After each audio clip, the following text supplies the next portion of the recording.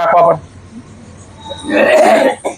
આપણે બેનો સવારમાં ઉઠીને 7 વાગે તો કપડા સુકાતા હોય એ ધોવાઈ જાય, નહીં ધોઈ. અને આને તો જો કામવાળા નો આવે ને તો વહાણે નો ગહાય.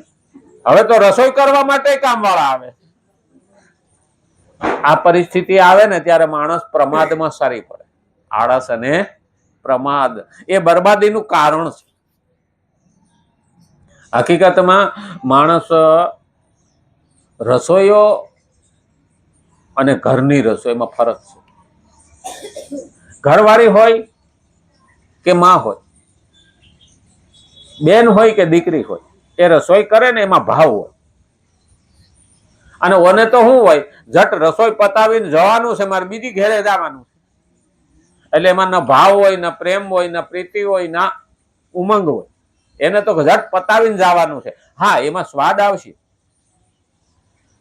પણ પ્રેમ, ભાવ અને પૌષ્ટિકતા નહીં હોય. આ હોટલમાં આપણે ખાઈએ ને તો સ્વાદ હારામાં હારો હોય, પણ પૌષ્ટિકતા અને પવિત્રતા નહીં હોય. જેનાથી શરીર ટકે છે, અન્નથી જ પ્રાણ ઉત્પન્ન થાય.